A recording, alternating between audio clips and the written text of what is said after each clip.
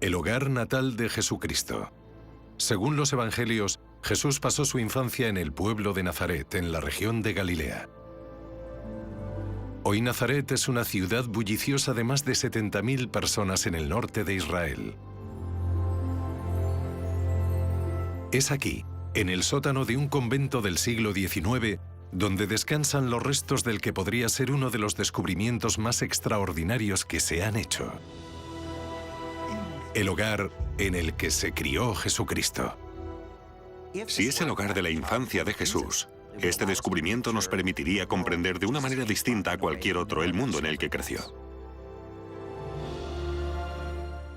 Cómo se alimentaban, cómo trabajaban, las circunstancias políticas y económicas, todo eso nos permitiría entender quién fue Jesús. El descubrimiento de la casa de Jesús en Nazaret nos recuerda que Jesús tuvo una vida real, que su figura no es un mito, que tuvo una vida real en una casa real. Sería muy emocionante poder descubrir alguna cosa del contexto en el que se crió. Muy emocionante. Para el arqueólogo inglés que hizo el descubrimiento, es el hallazgo de su vida. Creo que no volveré a trabajar nunca en un yacimiento que sea tan fascinante y que además atraiga la imaginación de tantas personas por todo el mundo. Tras descubrirse en el siglo XIX, la relevancia del yacimiento fue ignorada por los arqueólogos durante más de 100 años.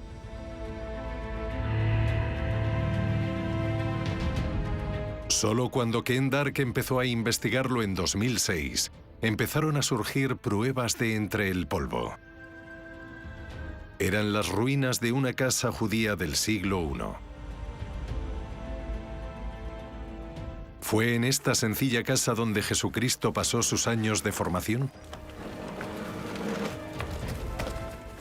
Esta es la entrada de la casa. Para Canon John Peterson es la confirmación de una antigua tradición cristiana. No es solo emocionante y especial, también es místico. Porque empezamos a plantearnos preguntas como ¿dónde vivió la Sagrada Familia? ¿No es emocionante pensar que podamos estar viendo algo tan importante de la historia de la humanidad? Es posible que esta casa sea la auténtica, porque hay que recordar que María vivió durante buena parte de la Iglesia primitiva. Ella habría transmitido a los discípulos dónde estaban estos lugares que ellos habrían venerado y transmitido a su vez a más personas.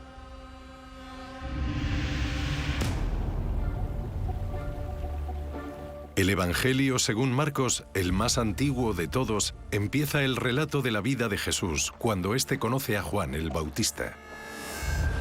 Lo que ocurre durante su infancia es un misterio. Solo podemos especular sobre cómo fueron los primeros años de Jesús, ya que ningún evangelio nos cuenta nada sobre ellos. El Nuevo Testamento cuenta muy poco de la infancia de Jesucristo.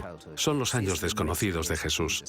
Para hacernos una idea de cómo era Jesús de pequeño y para conocer el mundo en el que vivió, tenemos que recurrir a la arqueología, a la historia, salirnos de los relatos de los evangelios.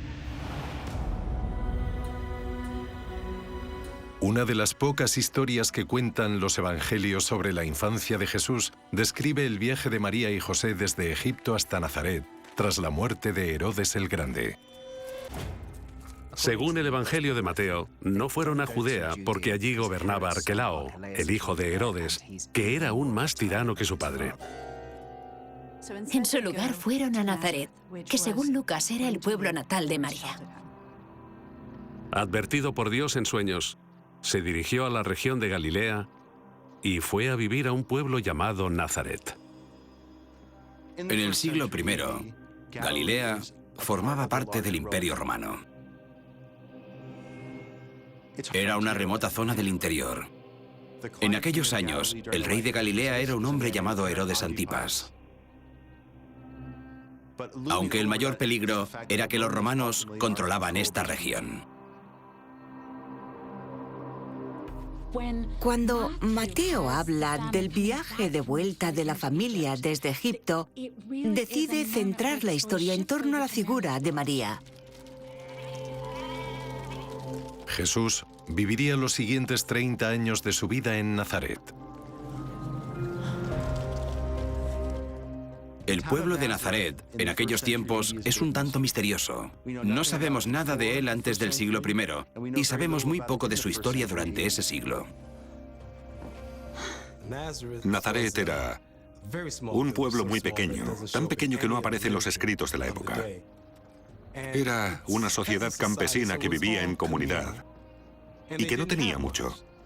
Creo que hay un detalle que debemos recordar sobre el regreso de María a Nazaret, y es que en el judaísmo la mayor gloria de una mujer es tener hijos. Volver a casa con su primer hijo fue un momento maravilloso para ella y también una señal de la gracia de Dios. El regreso de la familia a su hogar en Nazaret es uno de los últimos relatos que hay en los evangelios sobre la juventud de Jesús.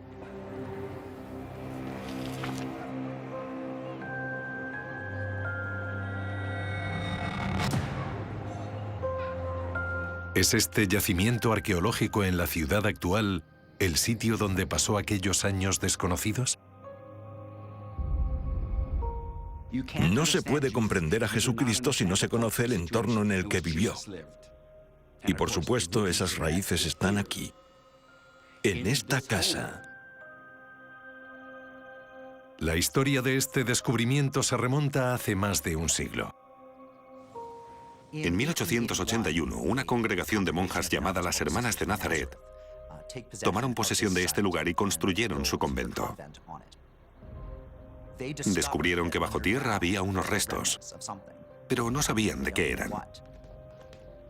Traigo las llaves del reino. En su día les dijeron que eran los restos de una iglesia importante y que ese lugar contenía la tumba de un santo. Pero solo eran historias locales y no estoy seguro de que alguien se las creyera. En 2006, el arqueólogo británico Ken Dark hizo una inspección rutinaria del sótano del convento y se llevó la sorpresa de su vida. Fui al convento de las Hermanas de Nazaret y, para mi sorpresa, en vez de encontrar una tumba pequeña de roca, había un sótano enorme lleno de elementos arqueológicos que incluían lo que parecía, sin duda, una iglesia rupestre sin descubrir.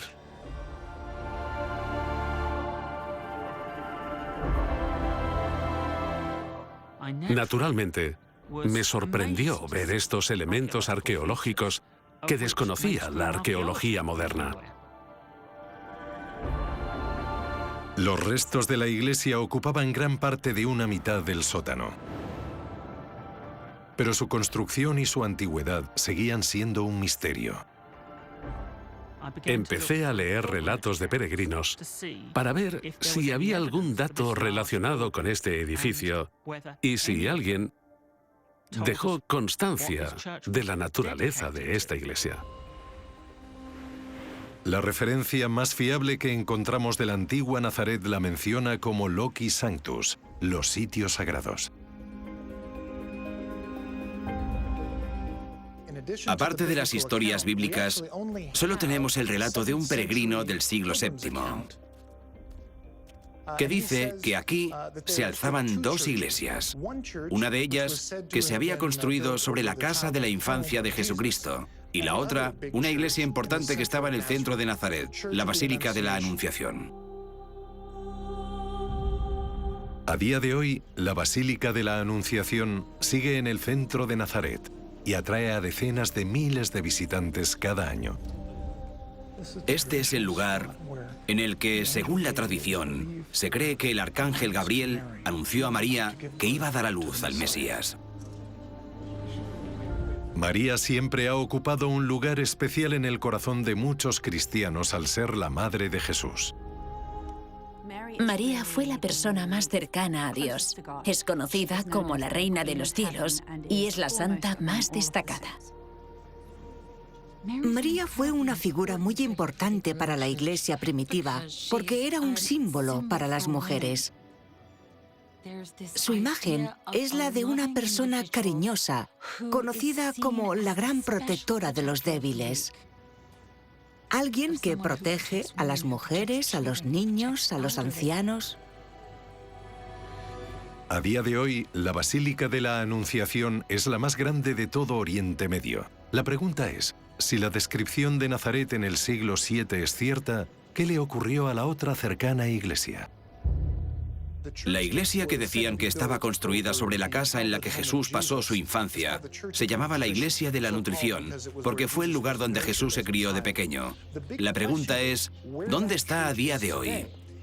Su rastro desaparece más o menos en la época de las cruzadas, y no sabemos qué sucedió.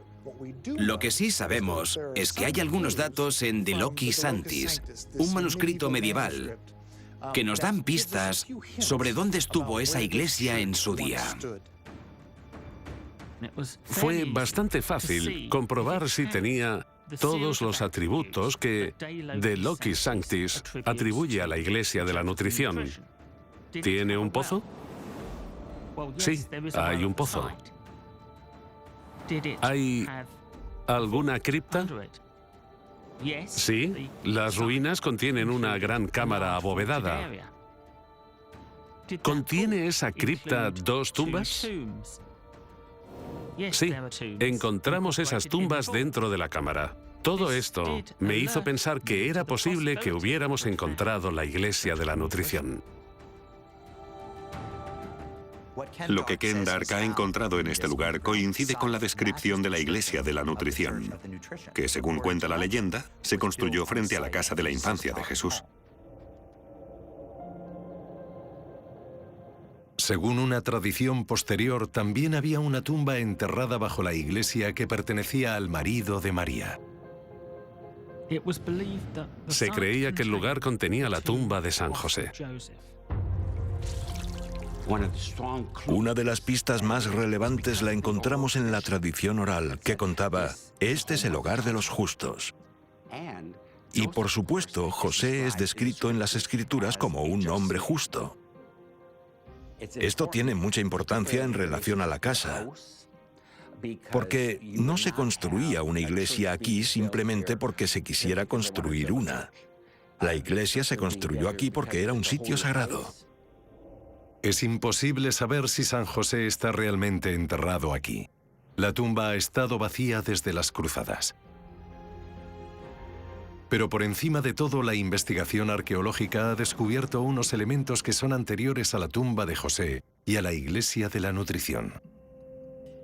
¿Podrían ser restos de una casa?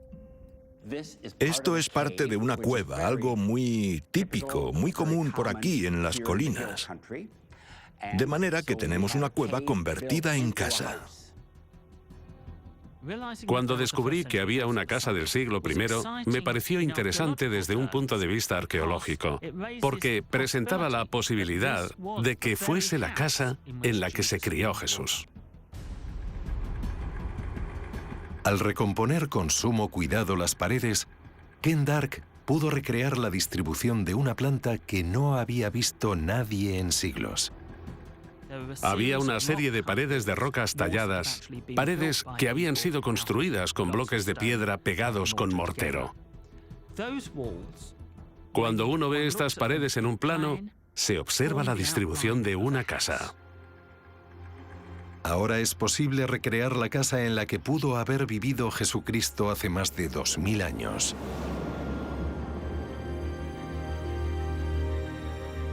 Una casa de 2 plantas con dormitorios, un cuarto de estar, patio y un pozo, con una cueva tallada en la roca. La casa que fue excavada hace poco me parece exactamente la clase de casa en la que se habría criado Jesús.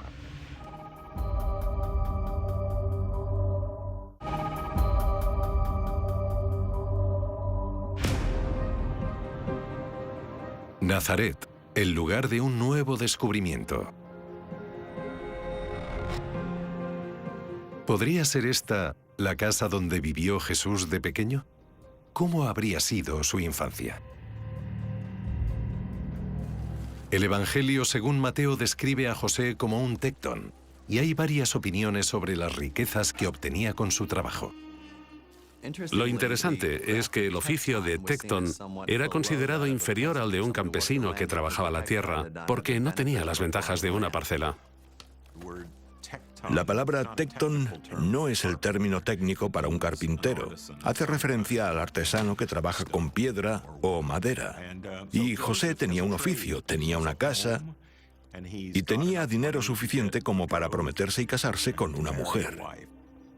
Creo que hace 100 años los estudiosos pensaban que José y María eran una familia pobre, una familia que simplemente se limitaba a subsistir. Por otro lado, los investigadores modernos empiezan a pensar que tenían algunas posesiones. La familia de José alegaba ser de descendencia real. Obviamente, el linaje de David era muy importante. Y eso, sin duda, les haría destacar dentro de cualquier comunidad o cualquier pueblo. Sabemos algo más de los orígenes de José que de los de María. Dentro del yacimiento arqueológico se han recuperado varios objetos domésticos. Esta vitrina contiene las pruebas tangibles de que aquí vivió una mujer. Y estas nos revelan cómo era su vida. Un volante de uso es un disco con un agujero en el centro que se utiliza como contrapeso para hilar lana u otros hilos. Si uno piensa en los objetos domésticos de una mujer, uno de los más importantes es su máquina para hilar. Un volante de uso es algo que utilizaría cada día, formaría parte de su vida. Para las mujeres de las élites, tejer era una actividad ideal. Proporcionaba honorabilidad y mucha respetabilidad. Las mujeres tejedoras eran mujeres virtuosas. Si hacías ropa para tu familia, eras una buena mujer. Así que la relevancia de encontrar un volante de uso en esa casa no se limita a que formaba parte del día a día. Indica algo sobre el carácter moral de la mujer que vivió aquí. Si pensamos en la vida de José y María en Nazaret, es perfectamente posible que estuvieran implicados en la economía de consumo que existía en la Galilea romana.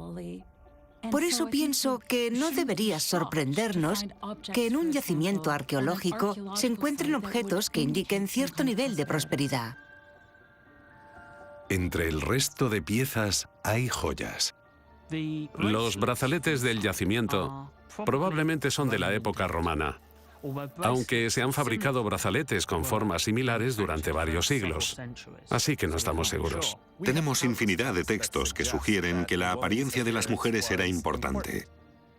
Las judías adineradas llevaban joyas de oro y plata, pero las más pobres llevaban joyas de madera, vidrio o metal. Desde el principio se encontraron cuentas de vidrio en el yacimiento. Podrían formar parte de un collar típico de las vestimentas de las mujeres del mundo romano. En la Galilea del siglo I, las joyas que llevaban las mujeres estarían hechas con materiales de la zona. Madera o cuentas de vidrio o tal vez de fibra. Creo que es posible que María tuviera joyas, que soliera llevar joyas. También se han encontrado varias varillas de metal con la punta plana. Probablemente son espátulas para maquillaje. Es muy probable que las judías del siglo I se maquillaran. Sabemos que los judíos consideraban que la apariencia era muy importante, sobre todo las judías, y el maquillaje era considerado una herramienta que tenían para ser más bellas. Si fueras una mujer del siglo I en una zona rural como Galilea, probablemente no querrías maquillarte para ir a trabajar la tierra, por ejemplo. Lo reservarían para las ocasiones especiales, tal vez para los días festivos. Podemos pensar que una mujer de una familia de artesanos tendría acceso al menos a una cantidad mínima de cosméticos. Si uno piensa en el tipo de maquillaje que se aplicaría con esta espátula, probablemente sería uno consistente, que serviría como lápiz o sombra de ojos, lo que explicaría el movimiento que haría la espátula. La vida de una mujer de Nazaret en el siglo I se centraría en el hogar y en sus hijos.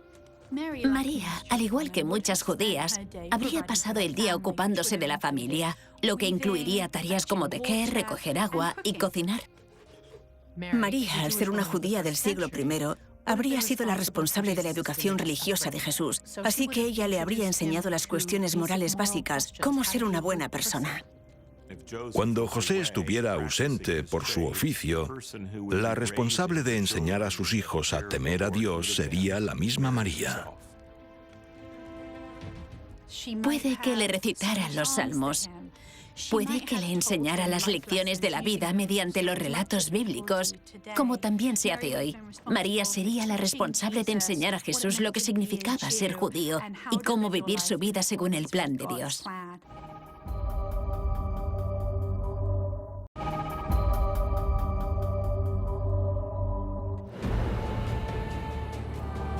Nazaret, la ciudad donde se ha encontrado el yacimiento arqueológico de lo que algunos creen que fue la casa donde creció Jesús. Lo que parece una casa construida junto a una colina, con un patio y varias habitaciones. Aunque la Biblia cuenta muy poco sobre la infancia de Jesús, sabemos por otras fuentes históricas que en Galilea estaban ocurriendo sucesos turbulentos. ¿Cómo pudieron influir a la persona en la que se convirtió Jesús? El hecho de que Galilea fuera relativamente fértil la convirtió en un objetivo con cierta importancia para los ocupantes romanos.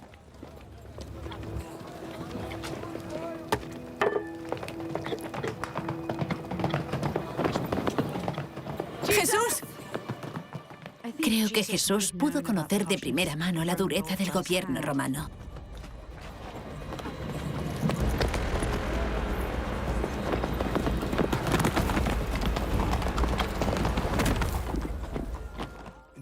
Los judíos de la Galilea del siglo I eran granjeros, artesanos, canteros. Solo querían labrarse un porvenir.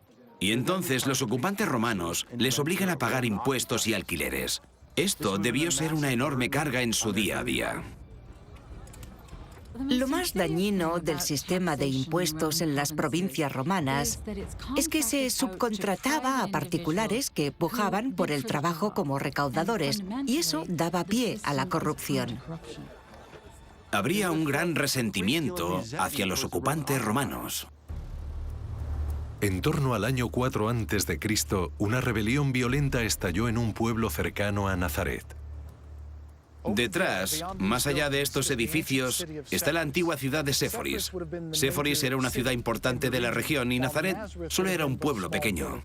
Séforis era una ciudad muy importante, a unos 6 kilómetros de Nazaret, y fue la capital de la Galilea romana en el siglo I. La zona que está a mi espalda se rebeló. Un tal Judas lideró una revuelta contra Roma y contra los hijos de Herodes el Grande. Lo que hizo fue entrar en la ciudad de Séforis, invadir el arsenal, robar todas sus armas y armar a sus hombres. Judas el Galileo fue un rebelde enfrentado con Roma que insistía en que el imperio no tenía el derecho a gobernar a Israel. Conocemos la revuelta de Judas gracias a Josefo, ¡Vamos! quien la mencionó en sus documentos históricos. ¡Vamos! Había un judío que podía ser rey de Judea, un Mesías nuevo, al que muchos judíos querían ayudar.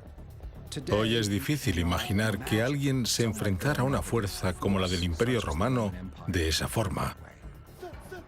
Pero en la época de Judas, los romanos llevaban relativamente poco tiempo en Israel. Durante un tiempo parecía que la rebelión tendría éxito. Pero los romanos enviaron a Séforis 15.000 soldados desde Siria para arrasar la ciudad y aplastar a la rebelión.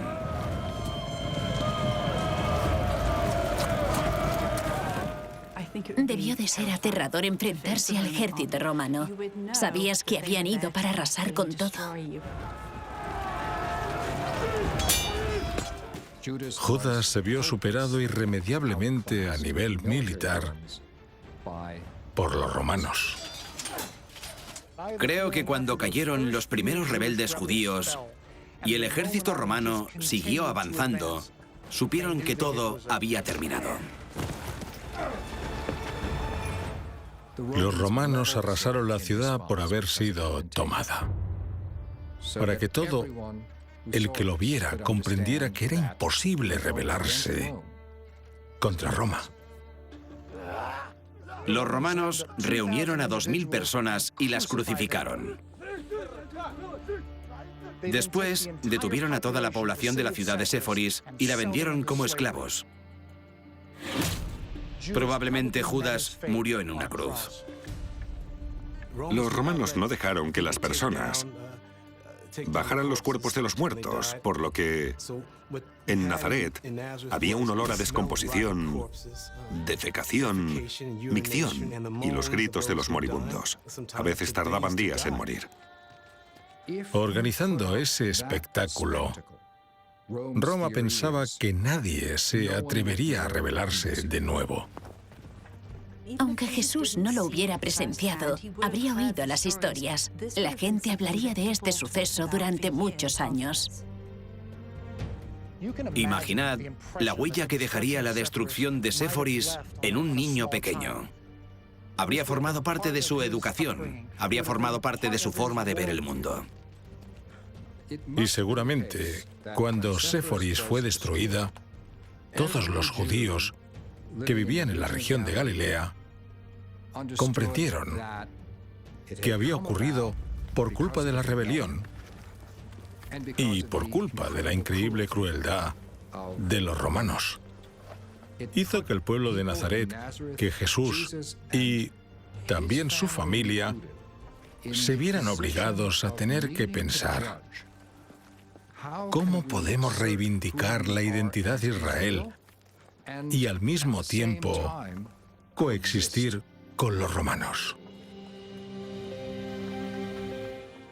Jesús sabía lo que ocurría si combatías fuego con más fuego cuando uno se enfrentaba a los romanos. Y puede que fuera ese suceso, esa rebelión fallida en Séforis, la que hizo que Jesús pensara en su idea de la resistencia pacífica. Al final, empezó a predicar una religión de paz y de resistencia pacífica contra la brutalidad romana. Creo que lo que define a Jesús son las cosas que dijo. Pon la otra mejilla, camina 1 kilómetro más, que en el fondo es una forma que tienen los oprimidos de mantener cierta dignidad y control sobre sus vidas.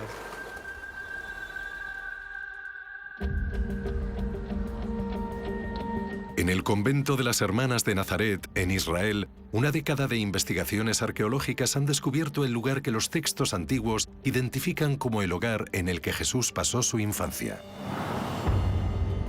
Entre los hallazgos hay material de costura, joyas y, lo más importante para datar el yacimiento, cerámica.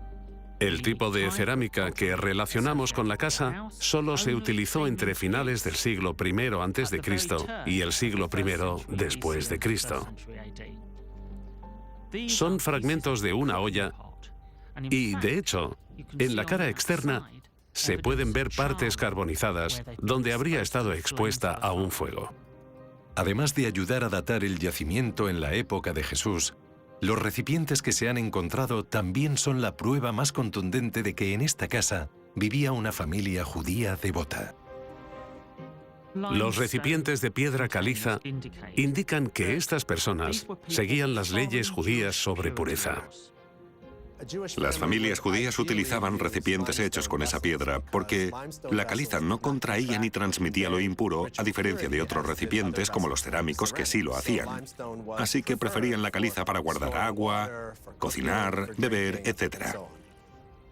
¿Pudo ser esa familia que usaba estos recipientes de caliza la familia de Jesús?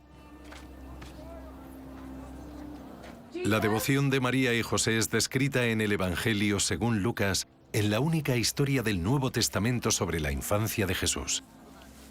Los padres de Jesús acudían todos los años a Jerusalén para la fiesta de la Pascua. Cuando cumplió 12 años, fueron allí como mandaba la tradición. Que la familia de Jesús acudiera a Jerusalén regularmente para celebrar la Pascua sugiere que era una familia devota que seguía las tradiciones de Israel y de la Biblia hebrea. El viaje de Galilea a Jerusalén por la Pascua implicaba recorrer 150 kilómetros y se tardaba unos 7 días yendo a pie, así que suponía un desafío muy importante. Cuando Jerusalén se convirtió en una ciudad musulmana en el año 637, cimentaron sobre la ciudad los muros de contención de sus templos. El suelo de la ciudad que visitó Jesús en el siglo I ahora se encuentra bajo tierra. Parece la galería de una mina de carbón, pero no lo es. Este es el muro de contención occidental que construyó Herodes el Grande para soportar y estructurar el templo judío que estaba encima. Hay que usar la imaginación, nada de esto existía. Esta parte del muro estaría expuesta al cielo, y los peregrinos que iban a Jerusalén contemplarían este muro enorme y se sentirían inspirados. En este mundo subterráneo se hace patente el tamaño colosal del templo y los esfuerzos que fueron necesarios para construirlo. Los arqueólogos siguieron tunelando hasta llegar a este punto. Esto era el nivel de la calle en la época de Jesús. Aquí se pueden ver las columnas que sujetaban los techos de las tiendas, donde los comerciantes estarían vendiendo sus artículos. Nos podemos imaginar a los niños correteando por las calles y a la gente gritando. Y por supuesto, estas fueron las calles por las que Jesús habría caminado hacia el templo para rendirle culto. Este es un lugar muy sagrado.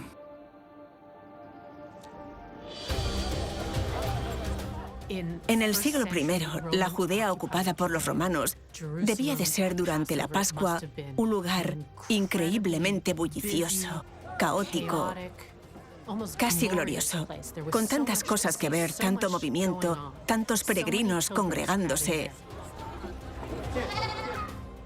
No se puede dudar de la importancia de este templo en el judaísmo durante el siglo I. Fue el centro religioso del judaísmo, el lugar en el que se creía que estaba la presencia de Dios en la tierra. También era el centro político del judaísmo y uno de los mayores centros comerciales y económicos del judaísmo. Se dice que cuando se acercaban los peregrinos al templo de Jerusalén, no solo les sorprendía su tamaño, sino su riqueza. Estaba cubierto con oro, plata y bronce. Josefo dijo, la cubierta del templo brillaba tanto que parecía un segundo sol. Estarían viendo algo que no habrían visto nunca en sus vidas. En las inmediaciones del templo habría personas que estaban de viaje. Habría autoridades sacerdotales. Estarían llenas de animales que habrían traído hasta aquí para los sacrificios de la Pascua.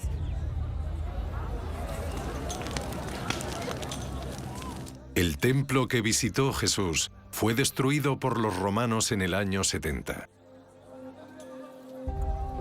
Pero en el corazón de la Jerusalén actual aún hay partes del muro de contención occidental.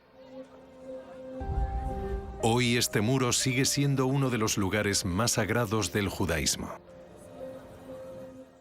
Contemplar los restos que todavía quedan del templo te deja impresionado. Con todo lo que conocemos sobre arquitectura, cuando vemos esos enormes muros, los tramos que quedan, hechos con esas piedras gigantescas que llegan hasta los 30 metros, nos maravillamos. Imagínense lo que sorprendería a alguien cuyas vistas cotidianas eran los patios de Nazaret. En algún momento, María y José perdieron de vista a Jesús. No es difícil imaginar que eso ocurriera. Jerusalén se abarrotaba durante la Pascua. Concretamente, en el templo habría una muchedumbre, así que es fácil imaginar que Jesús se separase de sus padres en esa situación y que se perdiera. ¡Jesús! Y no se perdió durante un breve periodo de tiempo, sino durante 3 días. Estarían muy preocupados. Busco a mi hijo, tiene 12 años, le ha visto. ¿A dónde fue Jesús? Se iría con algún pariente, ¿verdad? No fue así. ¡Jesús! Lo primero que deben comprender es que en esa época las familias judías eran muy extensas. Cuando tenían a un hijo que estaba a punto de ser un hombre, se podía asumir que estuviera con este pariente o con aquel pariente, y no plantearse cualquier otra posibilidad porque ya no eran niños. Cuando los padres de Jesús lo encontraron en el templo, él dijo, ¿dónde creíais que iba a ir? Él tenía la intención de acudir al templo, de disfrutar conversando con los sabios del templo. ¿No sabíais que tengo que estar en la casa de mi padre? Para José y para María resultó algo extraño y probablemente ofensivo, porque llevaba 3 días desaparecido. Ya empezaba a descubrir su vocación, esa misión especial que Jesús creía que debía hacer, y el relato dice, y siguió creciendo en sabiduría y estatura, y cada vez más gozaba del favor de Dios y de toda la gente.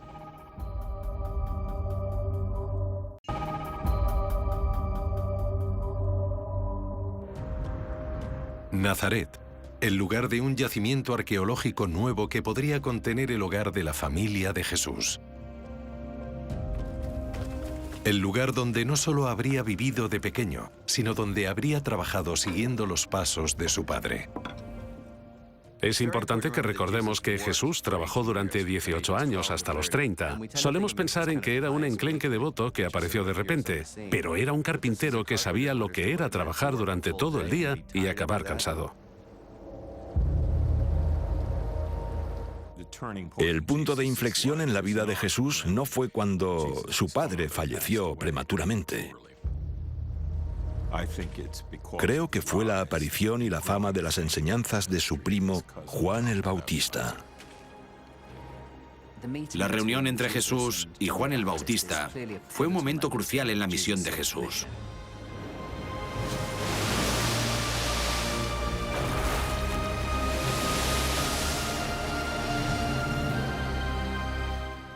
Tras ese momento es cuando se le ve dispuesto a realizar su misión con fuerzas, energía y convicción.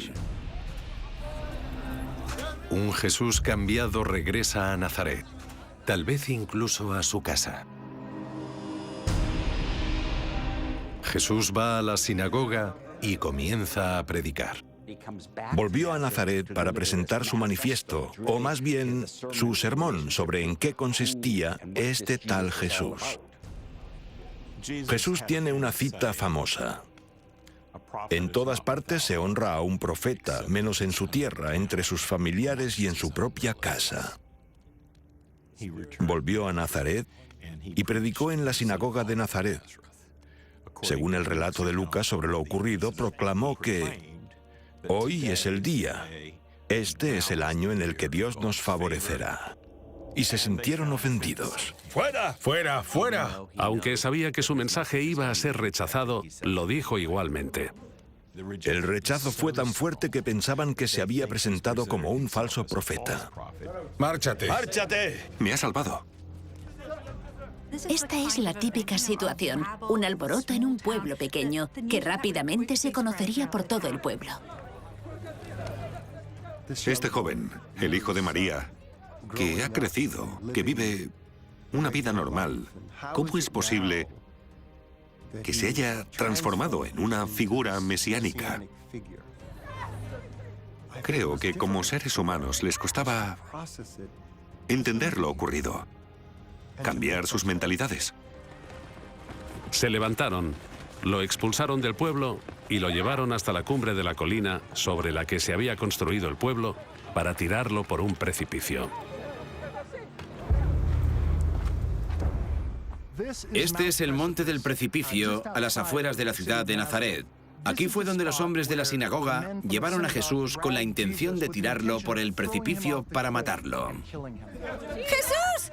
Creo que María, como cualquier madre, estaría aterrada por lo que pasaba en torno a Jesús. Creo que temería por la vida de su hijo. Estaban pasando cosas con mucha rapidez y no habría entendido del todo lo ocurrido. Se había metido de lleno en el inicio de una revuelta. Pero él pasó por en medio de ellos y se fue. Se puede entender este hecho como una de las primeras pistas del poder milagroso que va a tener Jesús. En parte es una forma de mostrar que es un pacificador, que no va a luchar, pero también sirve para demostrar que es más fuerte que todo eso. No es alguien débil al que puedan intimidar. La estancia de Jesús en Nazaret había llegado a su fin. Por lo que sabemos, nunca volvió allí. Le rechazaron y él dijo, vale, seguiré dando mis enseñanzas, pero será en otro lugar en el que haré que mi misión dé sus frutos. ¿Pero ha descubierto la arqueología moderna la casa que abandonó? ¿Son estos los restos de la antigua iglesia de la nutrición mencionada en un texto medieval y desaparecida durante siglos? Y si es así, ¿serán las ruinas que hay junto a esa cripta la casa en la que María y José criaron a Jesús? Es posible que sea el hogar en el que vivió y creció Jesús. Teniendo en cuenta los aspectos arqueológicos, es totalmente posible, pero no puede demostrarse. Es difícil confirmar quién fue el dueño de esa casa en el siglo I. Se trata de una casa similar a la que habrían habitado María y José.